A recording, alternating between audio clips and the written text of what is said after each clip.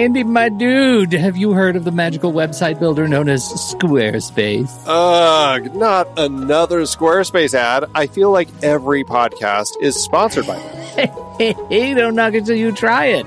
Yes, okay, it is overhyped, but actually it lives up to the hype. Squarespace is like a website fairy godmother. With a click of a button, your site transforms into a beautiful masterpiece. A website fairy godmother? That sounds interesting. What makes it so magical?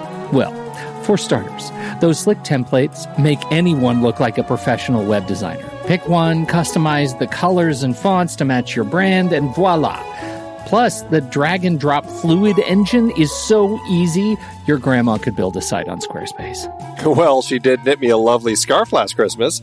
Maybe website design is next. Exactly. And when you're ready to sell your Nana's handmade scarves online, Squarespace has built-in e-commerce. Add a store with one click. Get flexible payment options. Then watch those sales roll in.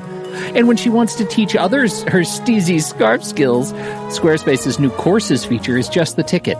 Nana can set up her curriculum and enrollments and payments in a snap and become the next e-knitting influencer. Oh, wow, you really sold me with the grandma angle. Sign me up for that free trial. Just go to thenextreel.com/Squarespace and transform your site into a beautiful Squarespace masterpiece. Well, thanks, Pete. Even though it's overhyped, Squarespace actually sounds perfect for Nana's site's needs. Appreciate the warning on the ads, though. I'll brace myself next time I listen to a podcast. Anytime. Let me know if you need any help getting that site up and running.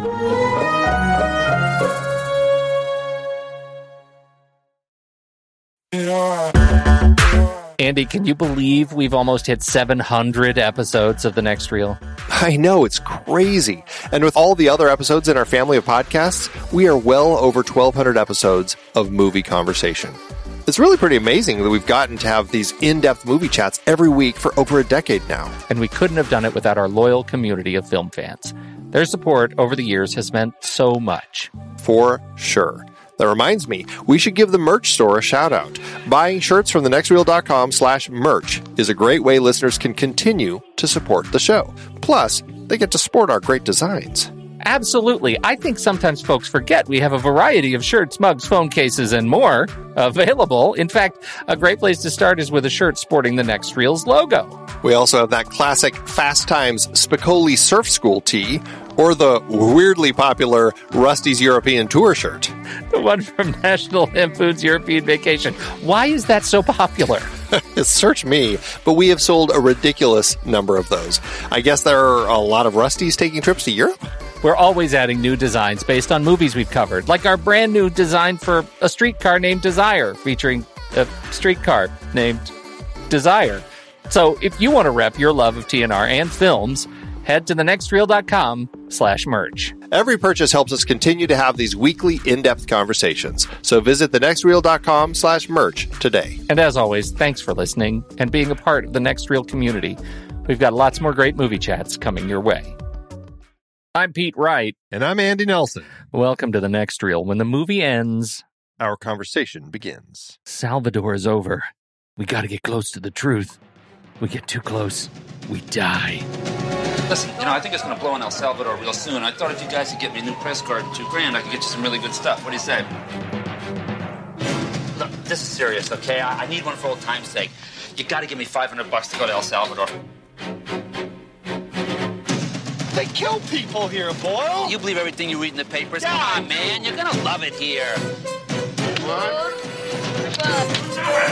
Getting out of here, Boyle. Look, Doc, this is my last chance. If I can get some good combat shots for AP, I can make some money. Whatever you do, okay?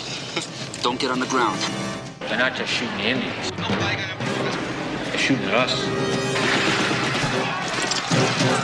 Chaos has descended on tiny El Salvador in Central America. They rearranged this kid's molecules and they took their time about it. Richard. He is dying out there right now while we're talking. Hey, cool, man, I'll get you out, okay? So any information or photos you can throw my way. It'd be fantastic. I mean, they could come tonight, they could take her away, and they could kill her, too. Richard. That doesn't have anything to do with us. Marry me. It is widely rumored, sir, that you are the head of the death squads terrorizing the countryside and the city. A pathological killer on the right, God knows what on the left, and a gutless middle. Ma'am, these are not combat troops. The ambassador, United States. You gotta get close, Rich, to get the truth. You get too close, you die. You're gonna be in big heaven, man.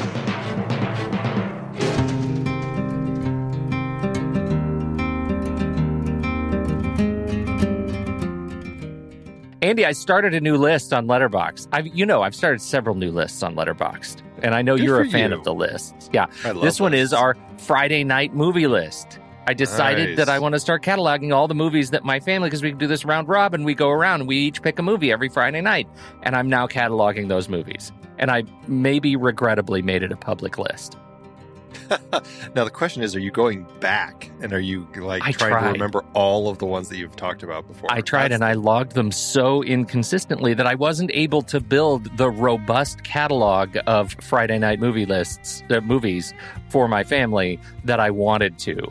And I'm not happy about that. I wish so much that I had been up to your level of documenting my list making, but I'm there now. I'm very excited about it, and I know you want to talk a little bit about lists today. I love lists. I think it's a lot of fun to look at other lists. I mean, that's what's fun about Letterboxd is you can have some incredibly serious lists. Like I was looking at lists about dictatorships in Central and South America. They have some interesting list people have put together about dictatorships in Argentina, about Brazilian military dictatorships in the movies, just about Latin American oppression and dictatorships in Latin America through a period of time. But you can also get some really silly lists or just really creative lists, where lists, people put them together based on posters where it's a color palette of all the different posters, and they all kind of fit when you look at it in just the view of all the movie posters, like all the faces, or how similarly designed things end up, or titles that are similar and fun to read when they're all next to each other. Like, people come up with just such silly ideas for lists and creative ideas. I have so much fun looking at lists and reading through them, and in context of things like what we're talking about today, looking at more serious lists like about dictatorships and just looking at what people have explored with these different parts of history and how they have explored them through film. I have to say, I'm looking at some of my favorite lists here that are just, speaking of creative, how about a film where a female character's life is intermingled with an ongoing piece of fiction? See? Can you name one movie that might be on that list right now, just as a little quiz? The ongoing piece of fiction? There are currently 6 movies on that list. One of them is Black Swan. How about Nocturnal Animals? How about Perfect Blue? How about Pan's Labyrinth or Sucker Punch or Candyman? I don't know if you want to take umbrage with that list, with any of the films on that list, but I think it's really great that they're there. I love lists. The only thing I regret more than that is that a list of films in which people punching animals did not exist before we had to approach that topic on the Saturday matinee. It should exist now. Letterboxd.com. You visit Letterboxd.com. You can get your own account if you want to join in all the list-making fun. But if you go to thenextreel.com/letterboxd, that's LETTERBOXD, you'll be able to sign up for a 20% discount. And that will give you an opportunity to join the fun with a pro or a patron membership at that discount, even if you are renewing. So new or renewing accounts can jump in, support Letterboxd, and support The Next Reel at the same time. Join the fun. thenextreel.com/letterboxd.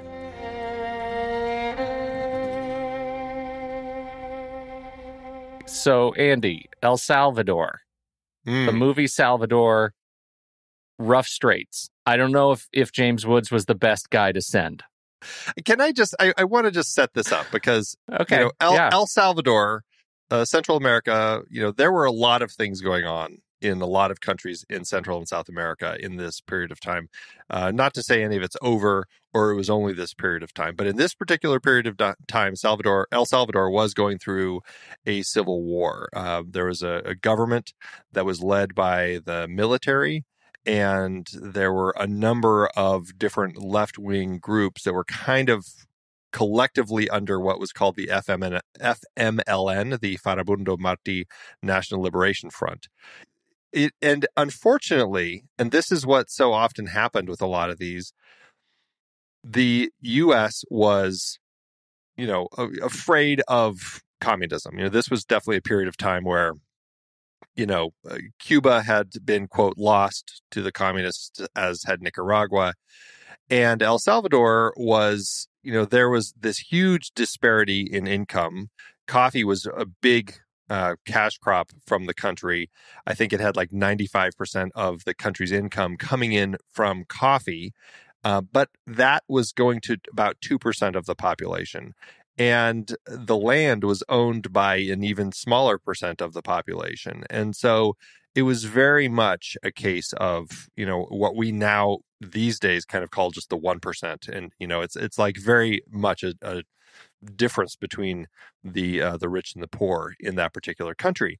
And so the poor had been drawn to, or they were looking for ways to try finding reform, and communism had risen up, but not so in the way of like, the Soviet Union and stuff like that. It was just people trying to find ways to at least get themselves taken care of.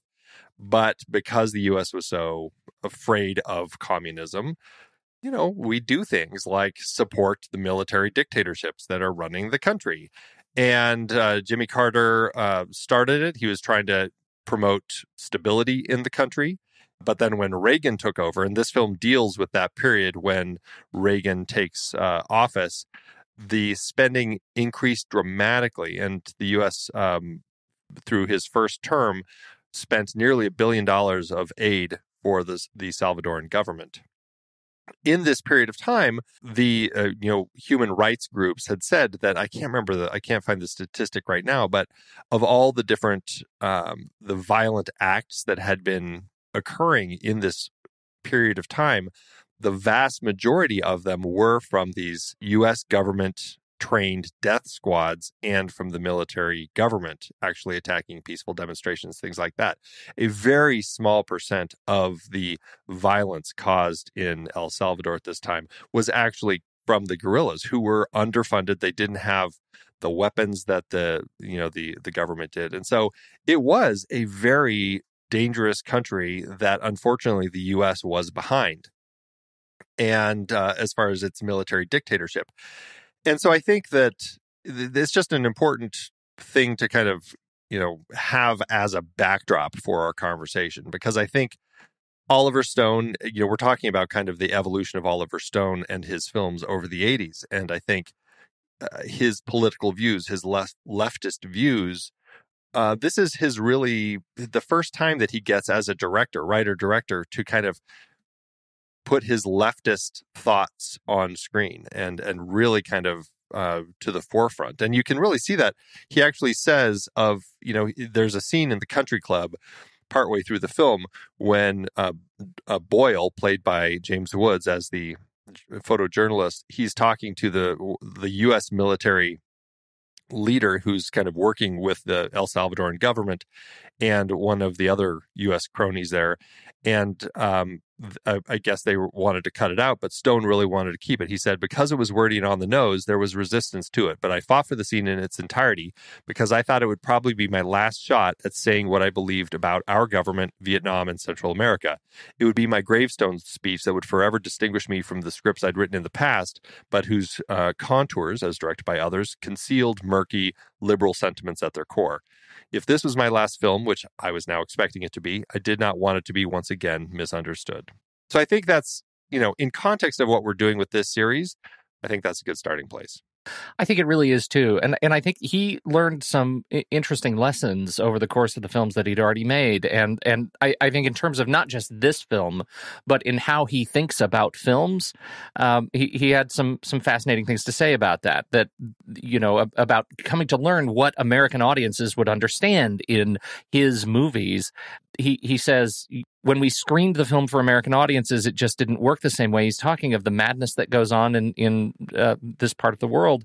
And he says, because as it was then perceived, perhaps less so now, audiences were dependent on categorizations. If a film was sold to them as a comedy, they laughed, an adventure, they gasped, a drama, they cried. Salvador, like The Hand, was neither fish nor fowl and would be put through this laborious testing process where I found that if something is new or unexpected, it would generally register on the audience's judgment scale as upsetting, chaotic, disturbing, etc. Neither good nor bad, just new and not to be trusted yet. I thought that was something, I thought that something new could break through.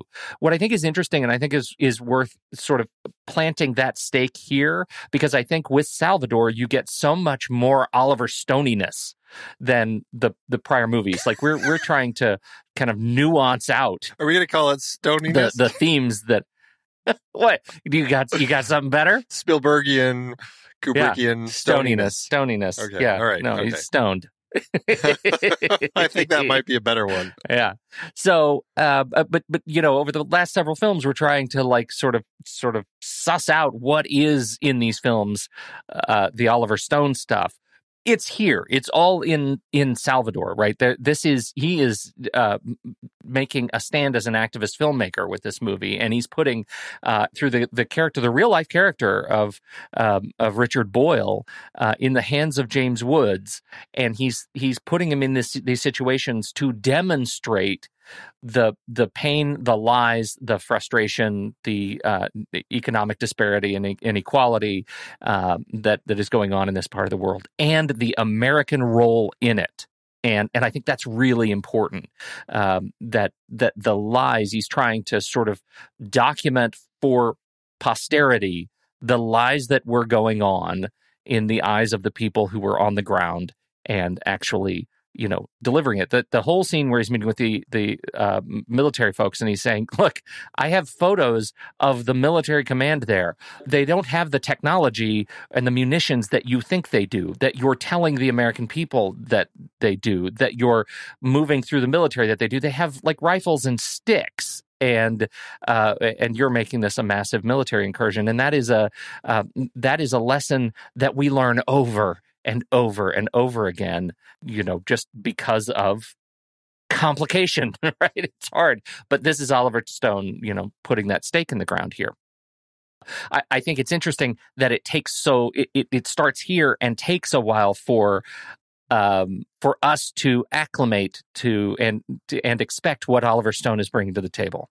And I think probably this, I really appreciate this assertion in his own words, because I think it's a lesson that he likely continues to learn until people really, really get to know him as a filmmaker. It also came at an interesting period in the 80s.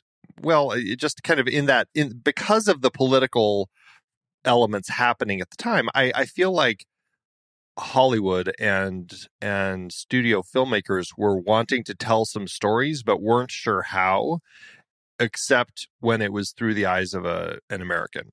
Like, I feel like there were a number of them, and I'm sure the only ones I can think of with Central or South America were Under Fire, which was another, I think, interesting film. I would, venture to say better, but that's just my memory. I'm not exactly sure, but that one is, I think, in Nicaragua with Nick Nolte, Ed Hackman, and Joanna Cassidy, and about photojournalists who end up kind of getting involved in the politics and everything. But then there was also, your man, Jan Michael Vincent. He did a film around this time also called Last Plane Out. There were, other films dealing with this sort of stuff, this kind of political intrigue. I think it's generally a way for Hollywood to kind of tackle these stories, not by telling the story of the people involved, but by telling it through the eyes of an American who happens to be there. And, I feel like it still kind of goes on. And I think it's not really the same as what you would call like the white savior characters that you see in like, the Dances with Wolves type of movies. But it's definitely, let's tell the story through eyes that we can more easily identify with. I mean, it sounds kind of like a very old school way of telling these types of stories, but it seemed like the only way to tell these types of stories at the time, unless you were looking at a film from the country or something. I wonder, is it that old school though? I mean, I wonder if just I don't know that it really is anything that's changed all that much. I mean, when we're looking at movies like this, the perspective is from okay, maybe it goes back even further than that as I start talking, right? Like how I think if it is a big budget American production, it's going to be through the eyes of an American or English speaking character. I found myself a number of times wanting to follow somebody who was on the ground there and not James Woods. I was done following him very early in the movie. I would have followed the Doc Rock story more, like the Jim Belushi narrative, more easily, I think, than the James Woods character. But I don't think that that's necessarily a lesson that we've learned. I think we're still putting the eyes of that protagonist in central to these stories. And I mean, is there something to that? I mean, is there a way to tell these stories that shifts the perspective when it comes from an outsider looking at it as opposed to somebody who's on the ground inside? I mean, is that because that's also a thing? And I do think that there can be value to seeing a story told from an outsider's perspective. I absolutely do, because, we have to have conflict in perspectives to find understanding, right? If we all just agree in the movies, if we have somebody who's local, who sees everything as not foreign, then we don't get the experience of integrating over the course of 2 hours. We don't get the experience of learning, of educating for the audience. And I think there's real value to that in stories like this, right? Where you're trying to uncover radical political disparity, right? Just a massive gap between perspectives, so much so that they're in a war over it. And so I think that's important. I think we need a character like James Woods to go be in the middle and allow that sort of audience surrogate to lead us through the complexities of that story. As I was watching this, I couldn't help but agree with you. Like, why are we following this character? I hate Richard Boyle. I hate everything about him. His perspective, like just his lifestyle, everything about it. Just like, this is not a guy I want to be with. I don't want to be following him. Why aren't we following John Cassidy as a character? I found him so much more interesting. He's based on the real life photojournalist and war correspondent John Hoagland, who worked for Newsweek. Why not follow him? Why not follow Kathy? I found her to be a really interesting character. Is it only because they died and it was harder to get life rights? Is it because Stone had come into contact with Richard Boyle and because of their Vietnam connection just likely might have seemed like the guy to follow? I'm not sure, but I just really was like, this is the guy I have to follow for 2 hours? It was so disappointing. Well, it made the narrative arc of the film hard because it's really one note, right? Like from the moment we meet him, it's a one note approach until the end of the movie, which I think the third act ends up getting better for me. It improves my experience with James Woods. It introduces some differences in the tone and texture of the character, and so I'm okay with it. But to your point, man, I would have loved the Cassidy follow. I think that would have been a much more sort of interesting and likable character talking about the story, and I think it would have made the final sequence that much better. Right when our protagonist dies at the end is so much, for me, a more powerful experience for the sake of the film than the deportation sequence. Now, that is perhaps the most critical piece of the argument not to make it John Cassidy, because this isn't necessarily a photojournalist story. This is a story of, like, let's not throw stones in glass houses. We had and continue to have an immigration challenge in this country. And so to tell that story of him getting this woman that he loves and the kids out and managing to go through that whole piece and then get arrested and have her taken off by INS is another really important part of the narrative I think Stone was trying to tell. Yeah, it was an odd twist to the end of the film. Yeah, because I because of the fact that it ends at that particular point, I had to say to myself, well, okay, it's very intentional for Oliver Stone to end it at this particular point, as opposed to a few minutes earlier when they get out or at a different particular point. Like it just felt very intentional to say, okay, we're going to get them to a safe place here in the U.S. only to have them stopped at an immigration checkpoint and she gets deported and he gets arrested. It just felt like Stone using this as another opportunity to bring his opinions about American politics to light. And it was actually quite interesting. I enjoyed seeing him take it to that ending point. But at the same time, I couldn't help but say, I don't know, I guess I just had such issues with the character that I'm like, yeah, of course he's going to go down this road. And you know, for me, the most frustrating part of the whole thing was seeing Maria and her kids get taken. And like that was actually an interesting note at the end that he added, saying, you know, they did end up in Guatemala, not in El Salvador, and safe. They, you know, weren't necessarily killed. They were safe, but that was not a convincing coda, right? At the end, it does say, okay, they are reported to be in a camp in Guatemala, and Richard Boyle is still looking for them. He has not found them. And I think that has to be, we got to add that, because that's, to me, why Stone went this route, right? He had to show that sequence because it's a true story.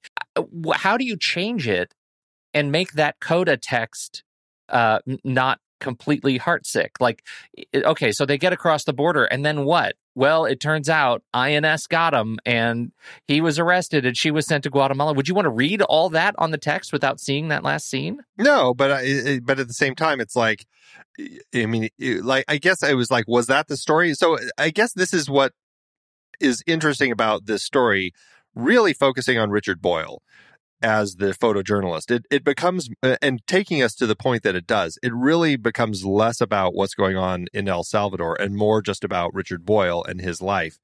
And so it's an interesting approach. Like, it's not a film about what's going on in El Salvador. So is it a film about him learning? I mean, what's he learning over the course of this? And by having the end pointed out that way, I mean, what's your sense? Well, I think you have a great point, and it goes back to how Stone originally pitched this, right? He says in Chasing the Light, he says, I'd sold this film to our producer as Hunter Thompson and his buddy go to Salvador, right? And it just is a dark story. Now, if we've seen Fear and Loathing in Las Vegas, you know that that's a story about the guy. That's a story about the guy and substance abuse and his experience, and where he is doesn't really matter, right? He's going to run into conflict and craziness, and that's where he is. And that, I feel like that intention is worth noting, because so much of this is on the shoulders of James Woods as this guy. And he could have gone back to, you know, Guatemala or Iran or Vietnam or Chile or Belfast or Lebanon. You could have picked it up anywhere in these places of conflict where he, the real photojournalist, had worked and reported and gotten a similar story, right? Yeah, it's just, it becomes, because his character, like, if we're watching this guy, he's got, you know, I don't think he really has that much of a character arc. He already knew there was a lot of terrible stuff happening down here. Like, as soon as he and Jim Belushi get there, I mean, the first thing that he says to him is like, you know, people get killed down here. You know, it's like he knows this is a bad place. He's been here before. He already has this contentious relationship that he kind of alludes to a few times with Major Max, who's the new, or the head of the military, who's kind of running the country. So what is he learning? Is he learning to love? And is he learning to, like, I guess it's just, I struggle with what his arc is in this film. And if we're following him, And we're just seeing this, and it's like, is it this connection to Maria? Because I struggle with that, because it's just like he's terrible with women. He seems to be the guy who has a woman in every port and a baby in every port. You know, his first wife that we see him with bails on him and takes the kid back to Italy, which he never seems that upset about, although he has that one throwaway line, guess I'll miss that kid or whatever. And now he's got this other woman, and neither of the kids are his, but he's really connected to her for some reason. And it's just, I don't know. I just really struggled with this whole story and his character as our focus, because I'm just like, why am I caring about you? You know, why? So at the end, he's suddenly, you know, he's talked about getting her papers through the film. Like, he really wants to get the cedula, the kind of her citizenship papers, so that she can leave the country with him, and they have to forge it and get it to get her out, blah, blah, blah. But I just, like, by the time we get to that ending, I just feel like it's Oliver Stone really using it as another opportunity to point out the his political views, which, I mean, I agree with his political views, but I'm like, in context of what I'm doing with this particular story, I'm just like, am I caring about what's going on in El Salvador? Am I caring about you and your relationship with Maria? Have I seen any sign of growth with you? Like, why am I watching this movie? That's my frustration here. If we look at the big moments, and I don't know if this is going to support or not your position. I'm really curious. If we look at the big moments, and I think we have the assassination of the Archbishop, and we have the rape scene of the nuns. Both of those are important events to him.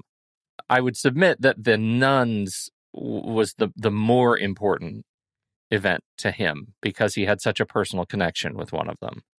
What is your sense of how his arc was impacted by those events?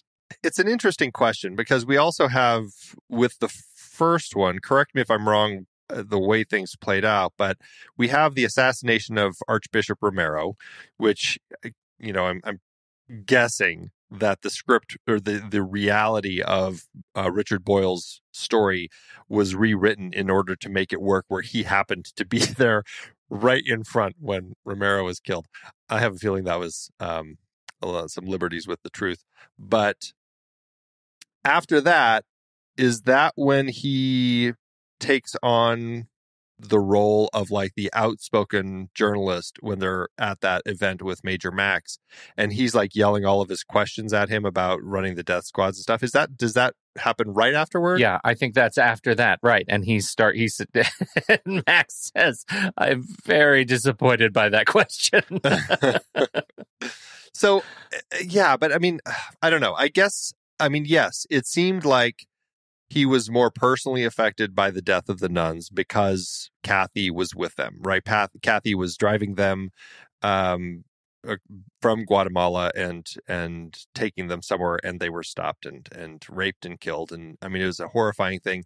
He definitely seemed to have a relationship with Kathy, but it seemed like when he went and saw the body, it seemed like the relationship with Kathy was amplified more than it had ever been shown in the film. Like, he puts a ring on her finger and all this stuff. And I'm like, is there more of a backstory with this relationship that I'm just unaware? Because I was like, I know that they were always friendly and you know, they had this cutesy relationship and stuff, but he seemed to have that with all of his connections that he kept meeting down in El Salvador. Right, that he would, like, whether they were journalists or like that other woman who was working with the guy who was helping people find their missing family and stuff like that. So he seemed to have this connection with people, and so all of a sudden, Kathy's death seemed like really monumental to him. And I'm like, what? Did I miss a scene where Kathy was such a strong connection that he's like putting a ring on her finger and all this stuff? So yes, I mean, I think it did hit him strongly.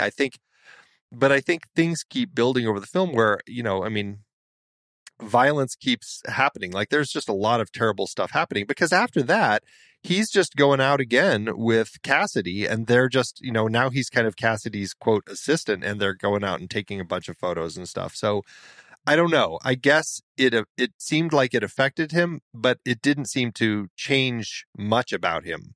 You know, all he's doing again is just going out and doing his stuff again. That was exactly, I'm so glad that's where you went with it, because that's exactly my point, that they're trying to amplify that relationship in service of his position after that point in the film, and at great disservice to his place before that point in the film. And that, I think, was really frustrating. It was unearned emotional connection because he's seen a lot of death and a lot of bodies, and he's seen a lot of his friends killed. And the fact that this one hurt that much then had not been telegraphed leading up to that point. And I really struggle with that because he's such a flibbertigibbet, to your point. His relationships are uncertain. And I think that makes him a hard character to kind of fall in love with, even as he's not a likable guy. Like we've watched movies with not likable protagonists. It's okay. He's not likable and confusing. And I think that's where it becomes a challenge to anchor to him as he drags us through this movie. Very much so. Like, I love all of the points that Oliver Stone is making. Like when Boyle has his monologue with the country club guys, when he's the whole thing with the ending. Like, I really enjoy these things, but like, what is it doing to him as a character? Like, I really want to see him starting somewhere and ending somewhere over the course of the film. And he doesn't. I don't feel like he's really that great of a character to follow. And so it's just, I guess it's just frustrating to me. Compare it to Jim Belushi's arc. I mean, Doc Rock like falls in love, gets like married, cleans up, stops drinking, ends up like kind of taking him to the border in a clean shirt for the first time. Like, over the arc of time, characters change around him. Around Boyle, and Boyle doesn't give us any of that benefit or as much of that benefit. And I wonder if maybe that's the point that we're missing, is that, the world changes around him and he does not. And that becomes part of his sort of existential conflict. Maybe if that's the case, I didn't enjoy that time with him. Like, I wasn't able to sort of learn anything from his experience. I guess what I would say, maybe what I would see as kind of the thrust of what Stone is trying to do with his character, is that here's a guy who comes down. He's obviously very much the photojournalist mentality. And I think you can see that directly because when he's first out with Cassidy, they're out at the dumping grounds, which is just a horrifying location full of all the dead bodies. Incredible. That the death squads just kind of dump there after they've killed them. Horrifying scene. It does seem to affect Boyle to a certain extent. He doesn't necessarily want to be there, but at the same time, both of them are like talking about trying to find that magic shot and stuff. And it's just like this weird conversation to be having about the art of the photojournalist and finding that shot that's gonna sell what the war is in that single photo and stuff. And it's such a it's such dissociated, right? Yeah. In this context of walking around this mound of dead bodies, it's kind of a horrifying conversation. And so I guess, if that's kind of the quote starting place of him as, the guy who's wanting to just make a living capturing these stories and telling these stories. And he once was a guy who made more of a name for himself because he wrote that book that he talked about a number of times, Flower of the Dragon, of his photos from Vietnam. And he's still trying to capture that glory that he had. And but by the time we get to the end, it's become more personal because he does have this connection with Maria. And it's less about capturing it so that he can make a name for himself from the horrors of the war, and now more personalized because of his immediate connection to Maria. I would say that's what Stone's going for. I just have a hard time buying it. Yeah, I think that's true. And that is really, I think that's a really good point, because I'm with you. I like many of the elements of the film. And I think that sequence in the Mountain of Bodies is incredibly important to the movie. It's important to Stone's intention with the movie, to what he's trying to show us, or what I'm assuming he's trying to show us about the job, that dissociative element about the job. Like, that is their job, is to show me, the guy who's not there, how bad this is, right? And to do it in a way that will connect with me so that maybe I'll take action. Maybe I will, be able to form an opinion of my own about right and wrong, good or bad, etc.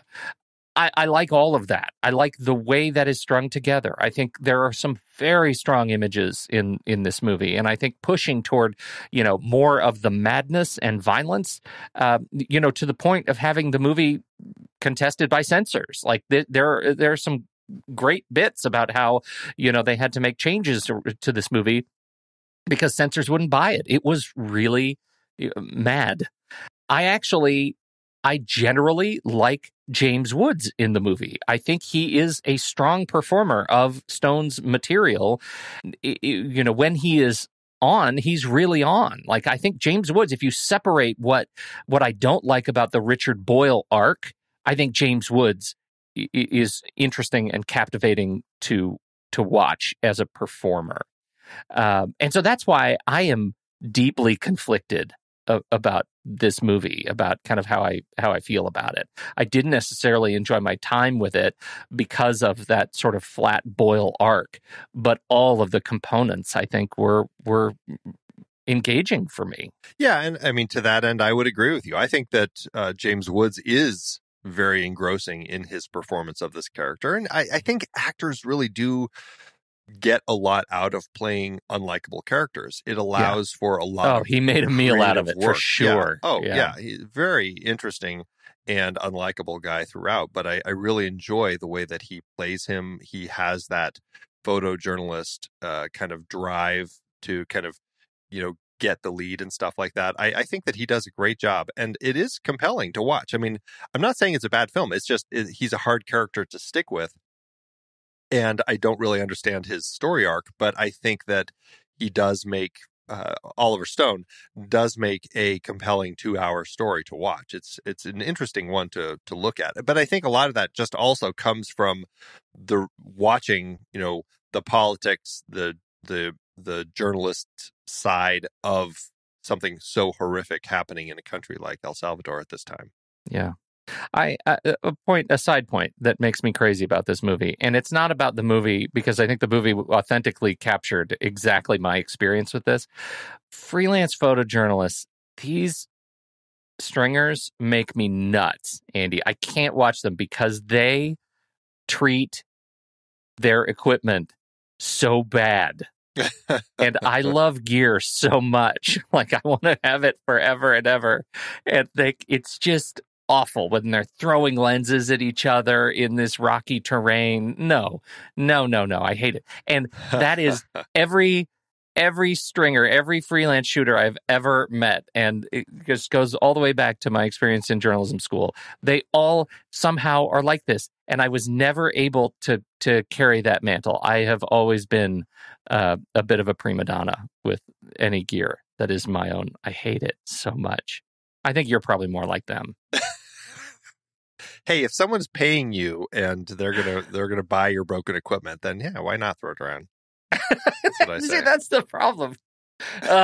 Makes me crazy. You're part of the problem.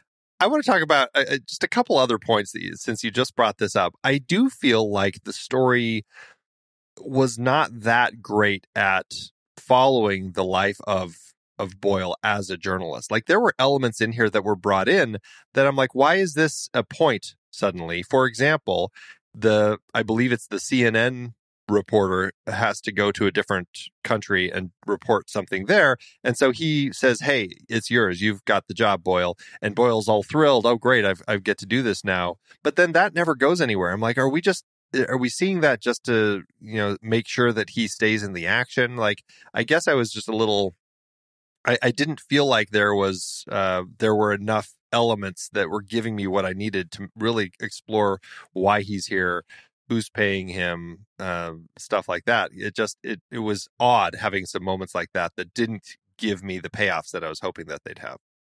Yeah, I guess that's true. I felt like the pieces of him just doing the work. We have the stuff in the war zone, which I think is good. Like, he's always got his camera, it's up. And we have the stuff at parties. The stuff at parties I had a little bit of trouble with, and this is, comes from inexperience on my own part. I've never shot in that sort of a context, so I don't know what it looks like. I don't know what it feels like to play that role. But it did feel to me like he wasn't taking enough photos. You know what I mean? Like, he just He just was not shooting enough, and I struggled with that. I kept thinking, "You're a photographer, man. You're missing shots." I know, like when I can see shots that he's missed because of good blocking in a scene, I feel like he should just have his camera up to his eye more. So I struggled a little bit with that. Yeah. But there were a lot of exchanges of money, though. I mean, there were a lot of them paying each other. There were a number of those kinds of sequences that were so undersold that you'd almost mistake them for, not being a part of his job. But that was his job, was, working with other journalists and getting the shots and that kind of thing. So I did like seeing some journalism or some of the journalists with very antagonistic relationships toward each other. Like has him and Pauline Axelrod were great. Yeah. It's great to watch the two of them. I love it. I love watching anytime you get that behind the scenes, a bunch of journalists like hanging around, cleaning their equipment that now desperately needs cleaning and attention, and like looking at shots and like talking to one another. It's all really great stuff. It's great stuff. Yeah, very much. I have to go back to this point, though, that we were talking about kind of the whole thing and Stone getting his message across. I do have to bring up as another point of issue that I have with this is that I'm unsure that Oliver Stone really cared about society in El Salvador. Like, I don't think he doesn't seem to care about the people and his perspective on the people, the citizens of El Salvador, seemed very odd and off-putting, very American outsider point of view, depicting the poor people like, drugs are very loose, everyone is, just they're all wanting sex and all this sort of stuff. Like when they're having sex, like it seems super casual, like he and Maria are naked in the hammock together, her kids are there watching and smiling and all this sort of weird stuff. And I'm like, is his whole intention of making this film purely to look at American policies toward countries like El Salvador? Like, I feel like that is almost the reason that he's doing this, more so than any sympathy toward the El Salvadoran people. I wonder, Andy, though, would you say, when you think of other Oliver Stone movies that that Oliver Stone is generally known as attentive to the people of the places that he's talking about? I mean, it's certainly something we can talk about as we move forward in this conversation, but I think that it speaks to Oliver Stone, and I think this is something we're going to jump into quite a bit. Oliver Stone as a filmmaker who has very particular political points of view, and he wants to get them across in his film.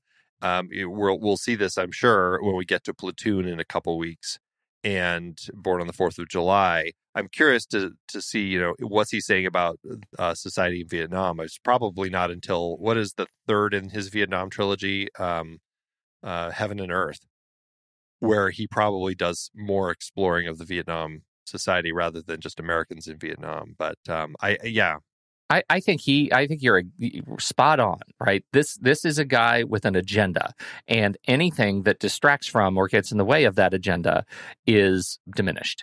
Yeah. And that's just who he is. That's what's written on the tin. I think that's... I think so. Stone. It's Stony.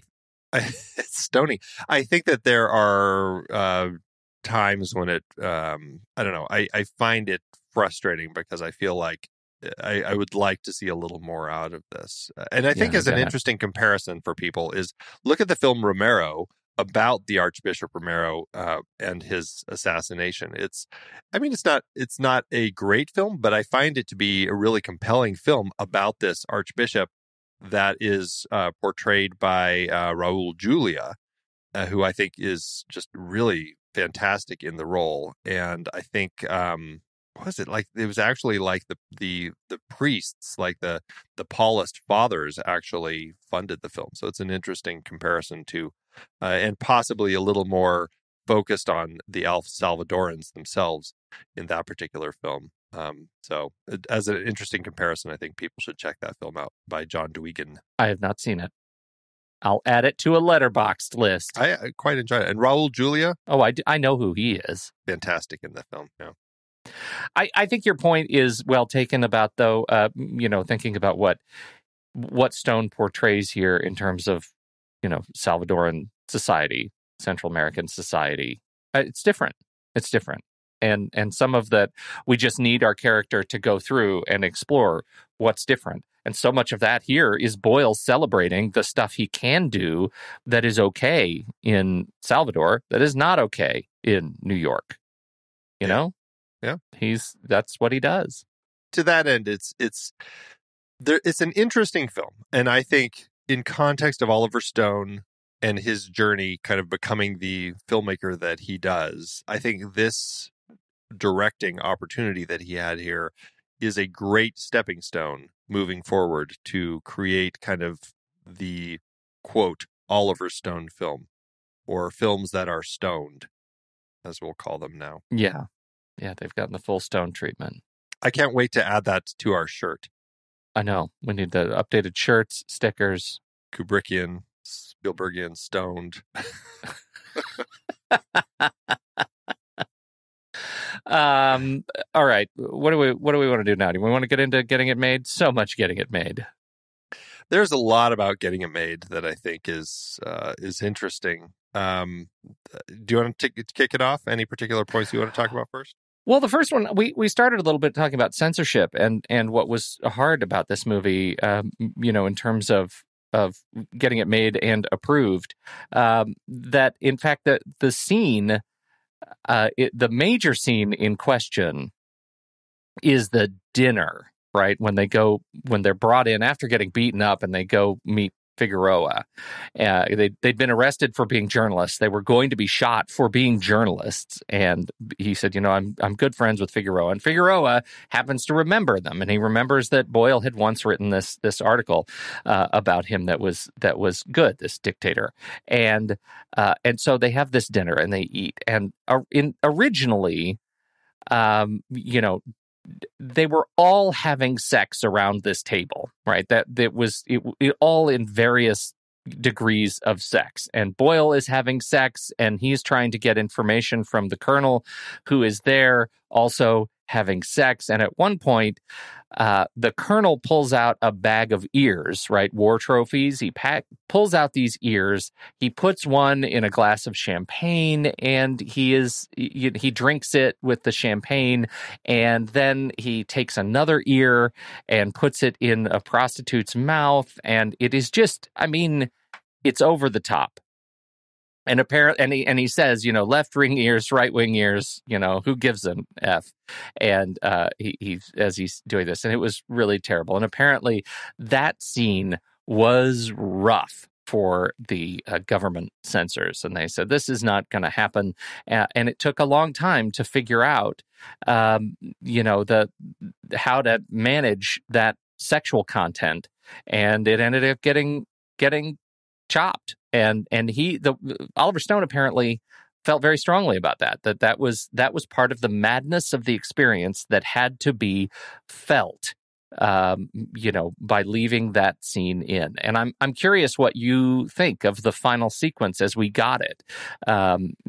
Much of this, great thanks to Brian Blake, community member and friend of the show, and he's happens to be in an avid research phase of Oliver Stone. He helped us out with some stuff last week and this week, and so I don't want to forget to thank Brian for all of his help.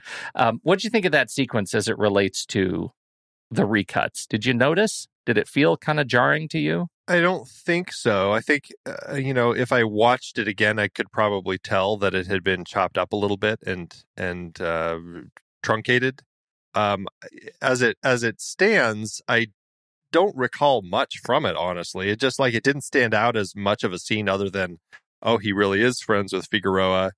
Oh, there are a bunch of women here, and that. Oh, that woman is grabbing James Wood's crotch, and he and Belushi both walk off with women, and that was basically the extent of my thoughts with that particular scene. Yeah, I think so too. But I think the fact that you don't remember much from that scene is the point, right? Why is the scene there? Well, it has to be there because we have this arc that leads up to that dinner, and we have to show the dinner. I think you have to show that they are wining and dining together. But I think it has, I just think it has less impact than it would. I'm probably on Stone's side. Well, to the point about when we talked about Scarface, I think that the ratings board can sometimes cut things out that are good to keep in there. And the fact that Brian De Palma really fought to keep some of these scenes in that film and bringing people in saying, look, this is stuff that's really happening. Like, there are these things that are actively happening down there. So all we're doing is portraying the realities of it. And, of course, he ended up sneaking in and releasing the unrated version anyway, so it almost didn't matter. But I think it's interesting that Stone was essentially doing the same thing, putting stuff in that's really happening. And it's just, the ratings board is always there to say, people don't want to watch that. People don't want to see that. And I'm like, you know what? It's worth putting in there.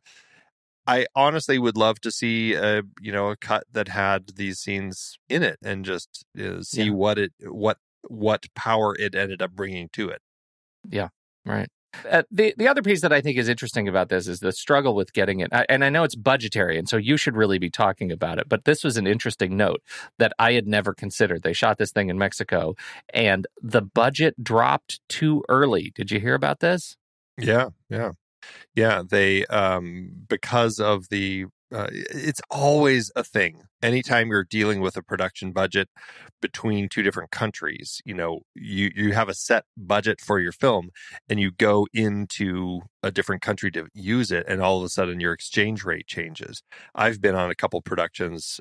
It's not as drastic, but, between us and the UK, where all of a sudden things changed because the exchange rates changed, and all of a sudden, it was much more expensive for them to work over here. And same thing in this particular case, the peso dropped against the dollar and 20% of their budget went away. And so that made it a lot more challenging. That is non-trivial. No, that is not like a little 1 or 5% type of change. That's a big chunk of money that disappeared. So I can very much understand the frustrations dealing with something like that. It makes it very hard when you're going into production. Yeah. I did think it was interesting that initially Oliver Stone did actually want to film this in El Salvador. He wanted to go in there with a fake script that he would get approval from the government with and use that and then, shoot his film and then get out of there. And of course, I think smarter heads prevailed, said, you know what, maybe that's not a good idea. It's not a safe country to be in. Maybe we should just skip that and find somewhere else to film. But that's Stone always pushing to try doing something to capture as much realism as possible. What do you think the other script would have been? Right? Oliver Stone films like My Little Pony in El Salvador. In the annals of Hollywood history, I would love it to be something like Argo, right? Yeah, exactly. That's the story I want to hear. Script, yeah. Right. So funny. It's the script that Hollywood always passes around when they need to use it as a guise for something else to get done. Totally. Argo's finally back on the books.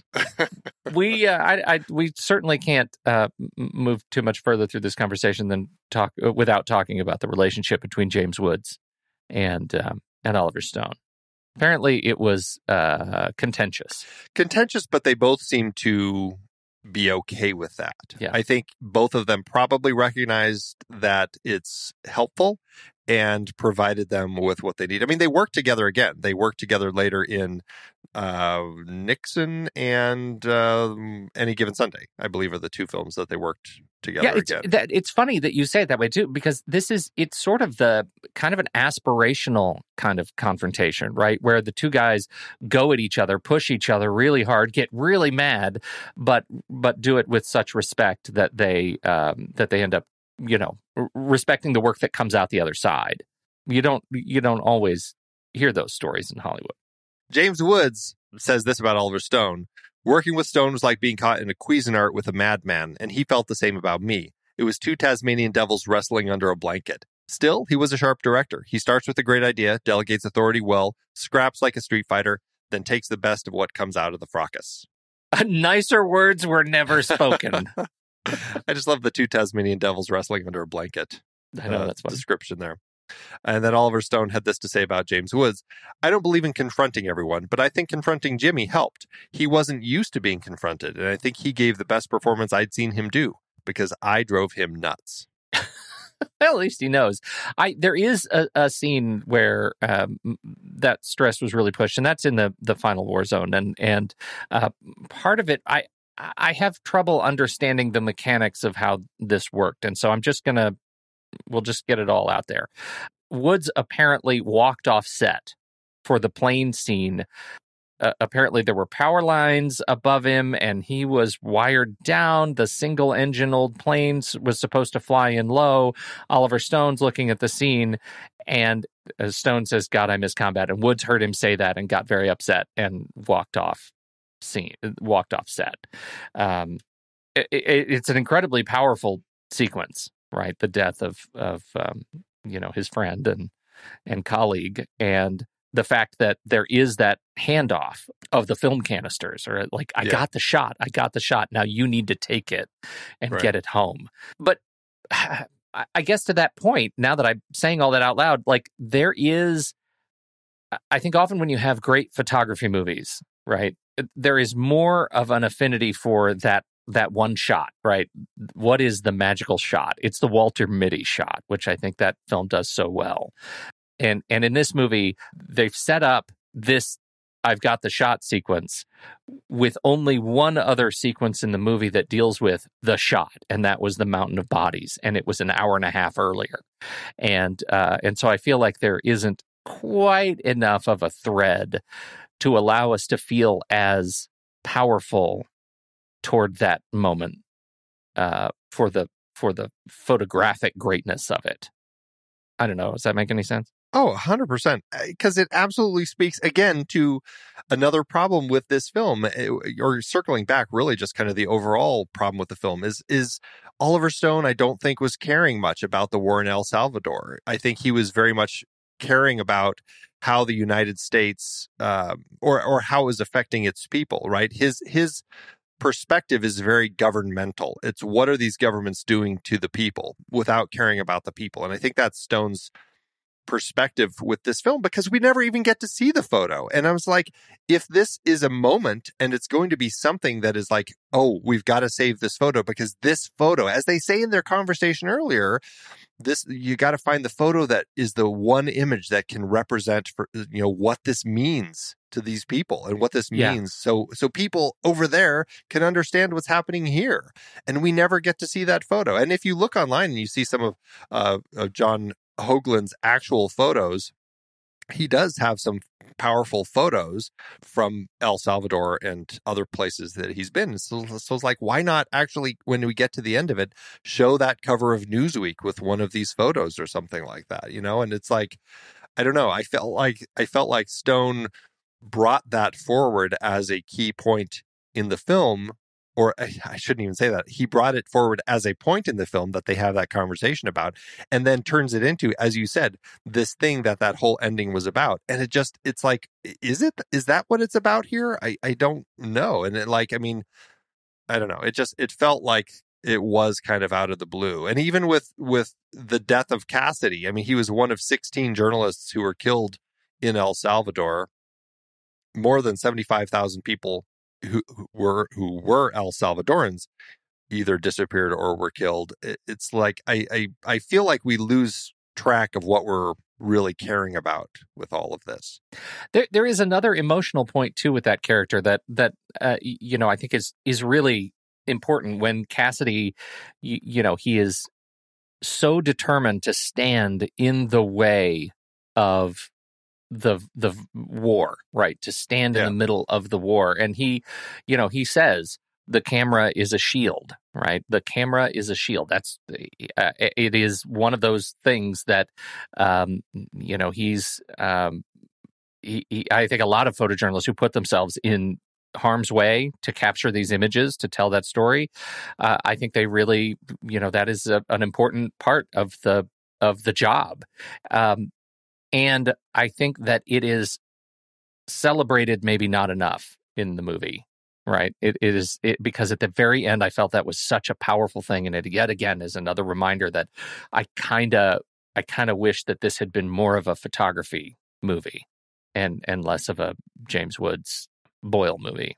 or even like photography, or even just a story about, El Salvador. I mean, it's just, it ended up being kind of interesting in so many ways, but also frustrating in so many ways, because I just don't feel like, the story is as clear as, other than Stone's politics, I don't feel like the story is as clear as it could have been. Well, and James Woods, one more point on this whole James Woods thing. I think the problem when we're trying to track change in a character is how the character demonstrates that their acceptance of their level of in life, right, wherever they are, and I can see the case being made for him being at a dead end in his career and his life at the beginning of the film, and he comes to learn, the power of love and the power of politics and the power of war in El Salvador. The problem is when we meet him in New York, he or I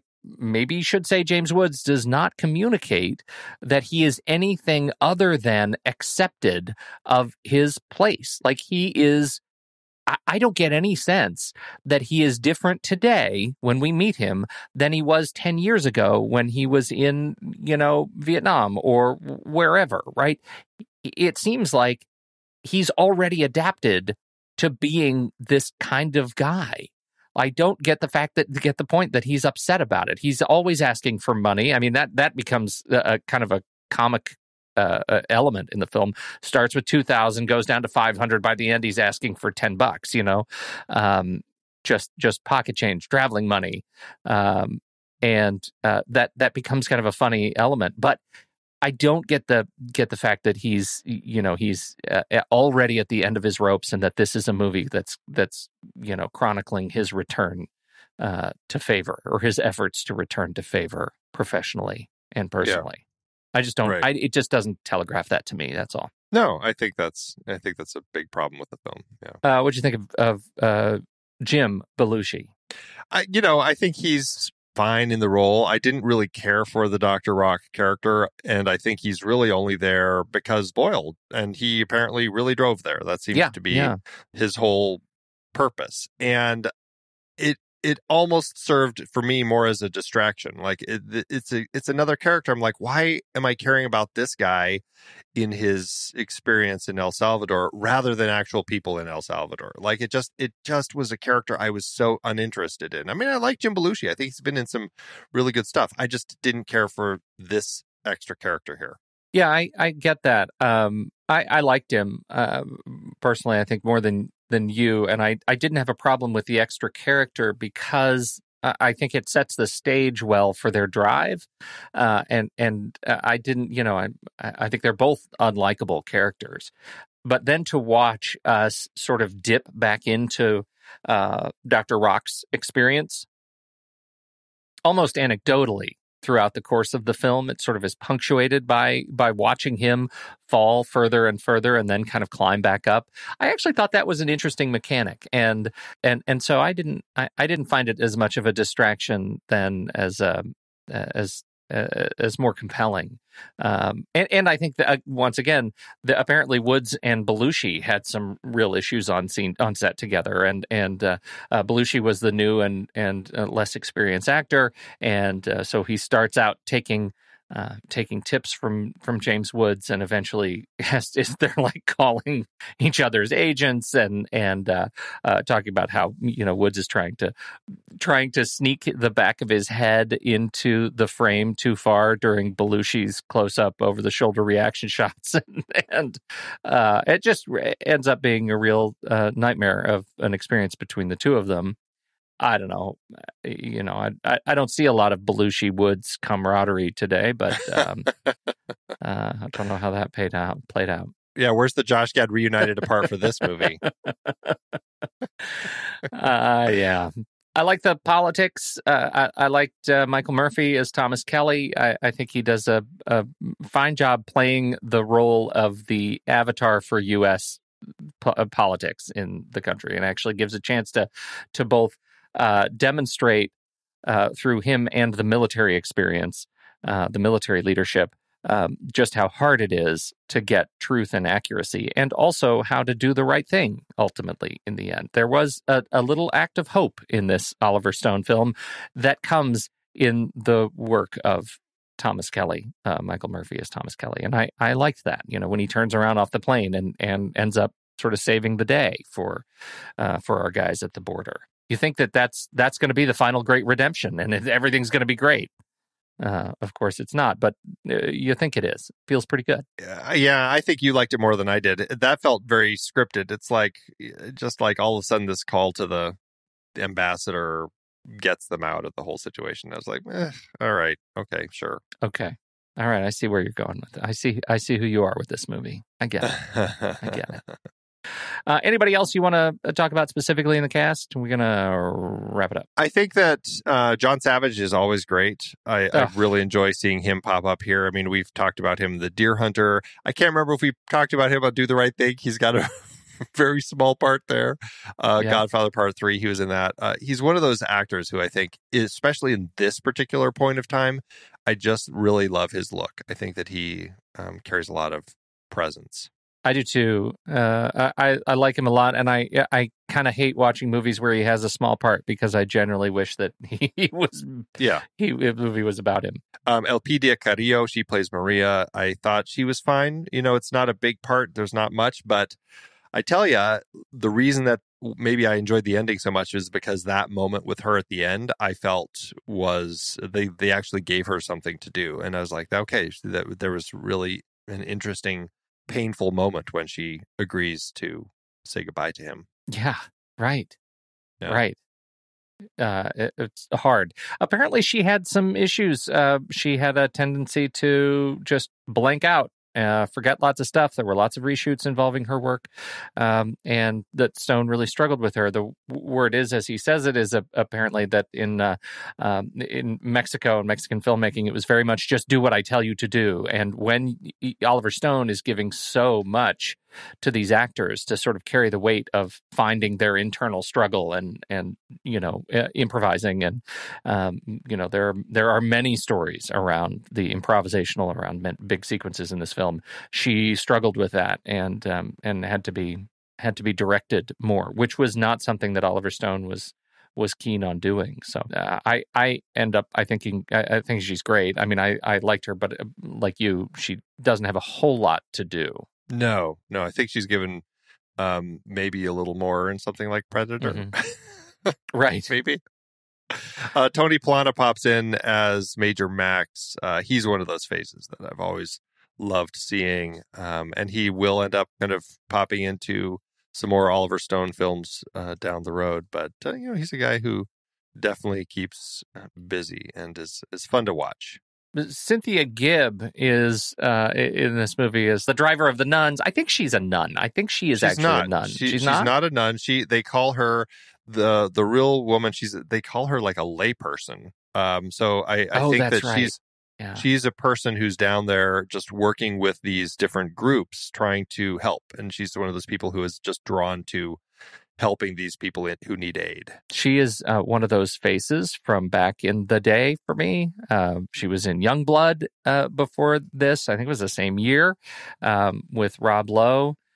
She was in a Depeche Mode video, Modern Girls, Short Circuit 2, and then a lot of TV.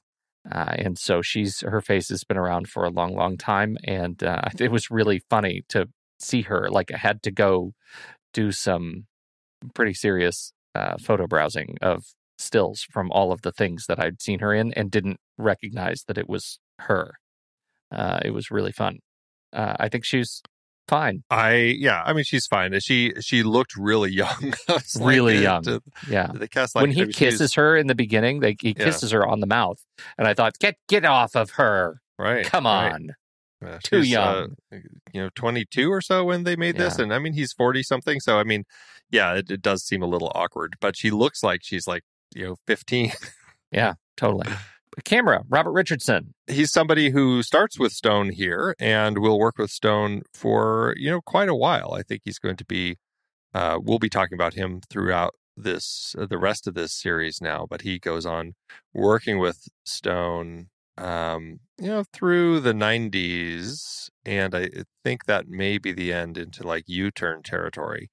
I think that he just, and then of course he's working with Quentin Tarantino now. I mean, I think he is a DP who captures strong images. I mean, you look at stuff like The Horse Whisperer, which is just a stunning film. I think that he knows how to capture landscapes, and the work here of a lot of the kind of horrors of war and stuff, I think he captures pretty effectively. He has won the Academy Award for Best Cinematography 3 times, JFK, The Aviator, and Hugo, and he is one of only 3 living persons who won the Academy Award for Best Cinematography 3 times, the other 2 being Vittorio Storaro and Emmanuel Lubezki. And he is up there, tie for first place for coolest looking cinematographer with Hoyte van Hoytema. He's got this long white hair and the white beard, and he looks like a wizard. Frankly, he looks like a wizard, and I want to hang out with him. So there you go. I love it. Georges Delerue did the music, and I'll tell you that my favorite part of the film might be the opening credits, when you have a very something that feels like straight out of Costa Gavras' Z, the way that the credits are cut, the way that Delarue's music plays, just like that black and white stark news photography look. That was a stunning open for this film, and I think it might be the highlight for me of Delarue's music in the film, but overall I think that his music works well. I think it works well. I found myself longing to go listen to Platoon again. I'm excited to get back to that, because that's a score that I actually remember. And I suddenly, as we talk about it, I realized I didn't go back and listen to this one again after I watched the movie, and I regret it because I don't remember any of it. Well, that opening track, I think, may be the highlight of it. It's really strong. Well, the highlight of it, in addition to a real showcase for editing for Claire Simpson. I mean, the whole thing, I think, is edited intelligently, especially given the constraints around censorship and the things that she had to do. But that opening sequence is jarring and engaging and assaulting, all of the hard words. And I found it a great way to just sort of introduce us to the world and use that old footage and do it in a way that is going to wake you right up before you get into the story itself. So she'll be working with Stone on Platoon and Wall Street after this, and this is her follow-up to her work on Chud. Everybody's outstanding! What a fantastic follow-up! This is I've often heard this as the spiritual sequel to Chud. Some say yes. Do you like the title Salvador, or do you prefer its original, Andy? I don't know if you could call it the original, but certainly in the Philippines, it is pretty... Well, it's odd that it took a number of additional years to actually get this released. In fact, it wasn't released for 6 more years in the Philippines in 92. And when they released it, it was released as Guns, Goons, Gold. I guess they're definitely guns. You could call a lot of these people goons. Where was the gold? Right. There was no gold. I don't know. That's one thing that would have made this movie better. More gold. How'd it do at award season? Well, it had 4 wins, 9 other nominations. At the Oscars, James Woods was nominated for Best Actor, but he lost to Paul Newman for The Color of Money. And Best Original Script was nominated, but lost to Hannah and Her Sisters. Interestingly, Platoon was also nominated in this category, but it also lost. At the Independent Spirit Awards, this is only the 2nd year of the Independent Spirit Awards. I thought that was an interesting note. James Woods actually won the award for Best Actor. The picture, Best Director, Cinematography, and Screenplay were all nominated, but all of them lost to Platoon. And in the case of both Oliver Stone for Director and Screenwriter, and Robert Richardson for Cinematographer, they all lost to themselves. And the female lead, I thought this was interesting. Elpidia Carrillo actually was nominated for female lead, lost to Isabella Rossellini in Blue Velvet. Who else would it be if not her in this movie? I mean, I think it's disingenuous to say there's even a female lead in this movie. I think that, it's a problem to, it should have just been supporting. Yeah, right. Yeah.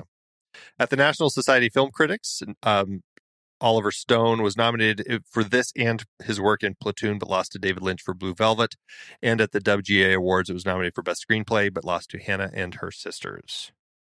So some nominations, some good nominations, but not overall the film that was taken home many of them. But how'd it do at the box office? Do people want to see a story like this on the big screen?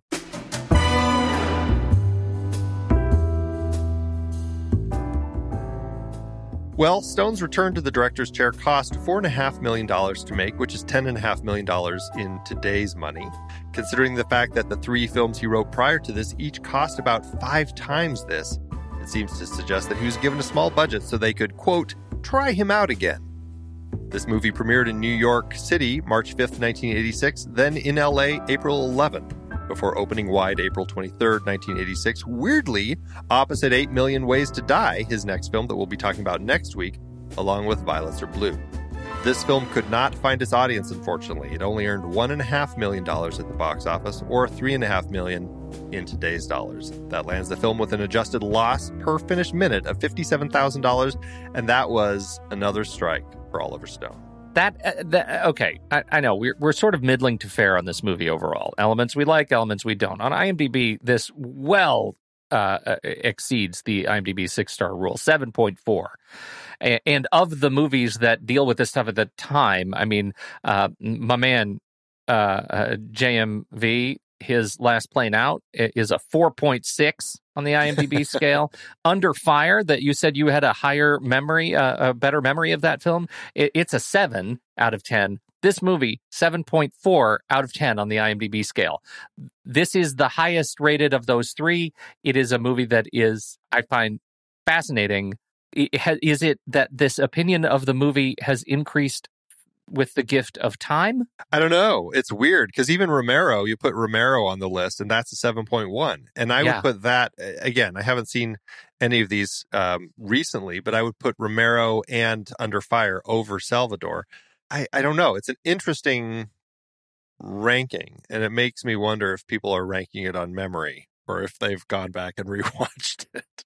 I wonder that a little bit myself. And I also wonder, as long as we're armchairing a little bit, I would see Romero, Salvador, and Under Fire starring Jan Michael Vincent and give them a 2-point bump easy.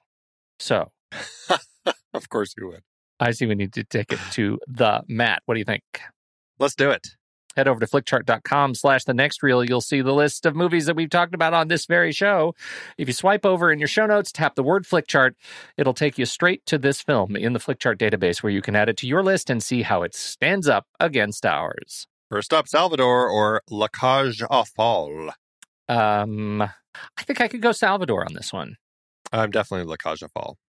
All right. You can have it. All right. I don't feel that strongly about it.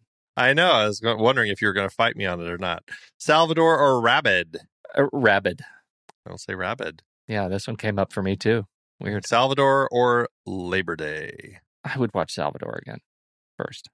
I don't know if I'd put either of these on my watch list next. Yeah, but if you, I would say like, Salvador. You're on the desert island. You have a TV. These 2 movies. Yeah. Would you rather go play in the sand? Weirdly, I remember having good things to say about Labor Day. It's funny that it's fallen so low, and my interest in returning to it is so 0. It's pretty low too. But I'll say Salvador here. All right, Salvador or The Girl Who Played with Fire? Which one? No, there's only one. The Girl Who Played with Fire. Yeah, The Girl Who Played with Fire. It's such a hair trigger instinct for me. The Girl Who. Which one? Yeah, right. Salvador or Duck, You Sucker? Wow. I'm definitely Duck, You Sucker. Yeah, I'm Duck, You Sucker. I haven't thought about that movie in a while. Salvador or Lake Placid? Lake Placid. Lake Placid. Salvador or The Emigrants? Salvador. I'm definitely The Emigrants. All right, just for I think you need to rewatch The Immigrants because I think you'll find more to appreciate with it. Okay. I'm sure I did. And I think if I had listened to that conversation, I would say nice things about it. I just, like, in terms of a movie as sedative, The Emigrants is high for me. I don't think you would think that. I think that you would say, wow, that was a really tough movie because it's a hard movie. There's a lot of just like it brutal. Is. It's cold stuff too. Yeah. All right. So you want to fight about it though, huh? No, not really. Now you're making me feel bad. So I'll give you The Immigrants. The Immigrants. The lesson I learned here is I clearly did not fight hard enough when it came time to 2001. Oh, no, that's okay. You did fine. Salvador or Gone with the Wind? Oh, man. I'm going to say Salvador here, only because I feel like it does open one's eyes to the atrocities that were happening. I think the film is not that well constructed, but I do think it at least opens your eyes. So I'm going to say Salvador. I would say Salvador, too. I'm surprised to hear you say that. And I was trying to muster my argument for, yes, okay, I know it's beautiful, but now I don't have to. You don't have to. All right. Salvador it is. Salvador or Amor? Amor. Yeah. Amor. Yeah. That lands Salvador in spot 431 on our chart out of 494 films, which is a 13%. 13%. That's pretty low. That's a lot lower than it was on mine. How did it do on yours? It's lower than it was on mine, but it was also low on mine. It landed at 37%, a 2888 out of 4562. Wow, that's low. Yeah. I guess I like the movie more than you. It landed at 657 out of 1488, and that puts it at 56%. It is in the top half. And that means if I go by the algorithm here at Flickchart, it should be a 3-star movie over at letterboxd.com/thenextreel. And I'm going to stick there. I'm going to stick it at a 3-star movie. I think it does enough. It presents enough of Oliver Stone and his ideology that I find interesting to watch on film, with performances that are interesting to watch on film, even though I have real trouble with how many of those elements are put together. So I'm going to give it 3 stars. I'll even give it a heart. Oh, okay. 3 stars and a heart. I am a little rougher on this film. I think it's an interesting look at what was going on in El Salvador at the time. I just think that Oliver Stone could have found a stronger way to construct it had it not been us following Richard Boyle as our audience surrogate. That made it frustrating for me. I have a hard time going too much lower because I did find it engrossing. So I'm going to say 2.5. No heart, though. So that rounds us to 2.75, but with a heart. So there we sit. Okay. Well, that's fair. I think we're right on either side of the fence on this film. I appreciate that. I honestly thought it was going to be more divisive than it ended up being. Where do we go from here in our Oliver Stone origin story series? Well, as I brought up, we're not going that far. We're actually going to, as I said, a movie that was coming out the same week as this in movie theaters. It was 8 Million Ways to Die. This is the last film that Oliver Stone wrote in his period of writing scripts, not directing them, that Hal Ashby ended up directing late in his career. This has Jeff Bridges, Rosanna Arquette, and it should be an interesting one to look at. I've never seen it. I'm curious to jump in and check this one out. When the movie ends, our conversation begins.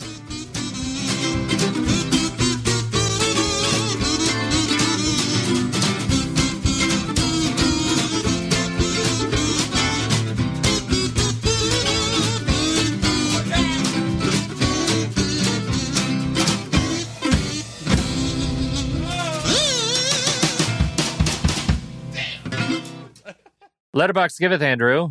As Letterboxd always doeth.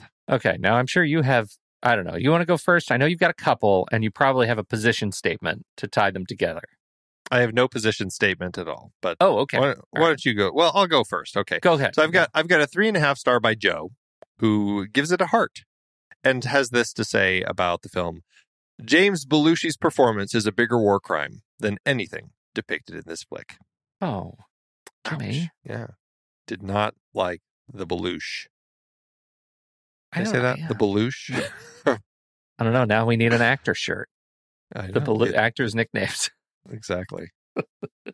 So my second review is this is another reason why I love Letterboxd, because you have filmmakers like Sean Baker, who directed The Florida Project and Tangerine, who oddly you see also leaving comments from time to time. And Sean Baker had this to say about Salvador: rewatched to see if I liked it more than I did 30 years ago. Unfortunately, it still lost me as soon as the plot kicks in, especially the focus on Ambassador Thomas Kelly, played by Michael Murphy.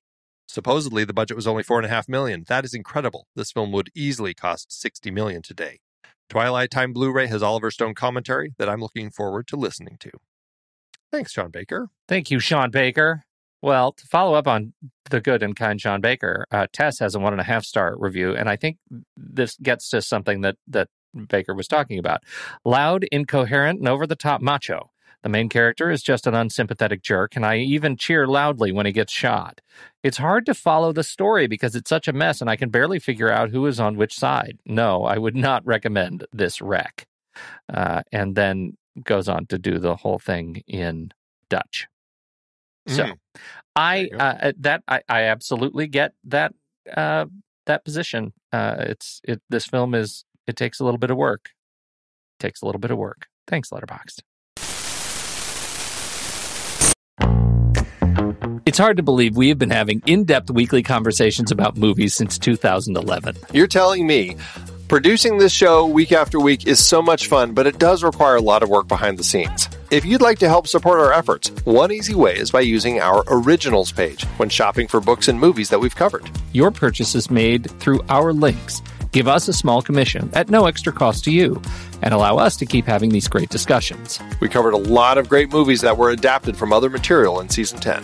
Our Originals page at thenextreel.com/originals is where listeners can purchase the source material behind all our adapted film discussions.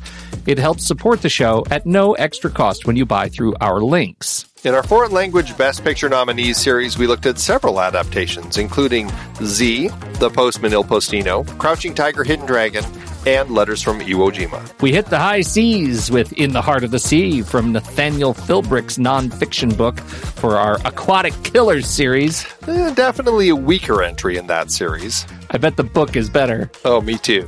Member bonus episodes featured adaptations like Gone Girl, The Russia House, Ivanhoe, The Hot Rock, The Big Heat, and Naked Lunch. Oliver Stone brought not just original stories, but also adaptations like Conan the Barbarian, Scarface, Year of the Dragon, 8 Million Ways to Die, Talk Radio, and Born on the 4th of July. Mary Herron's disturbingly insightful American Psycho was adapted from the Bret Easton Ellis book. You like Huey Lewis in the News? Oh my God, it even has a watermark. And of course, more Stephen King with The Mist, The Green Mile, and The Shawshank Redemption for our King a la Darabont series. Find links to all of these books and more adapted films on our Originals page. That's thenextreel.com/originals.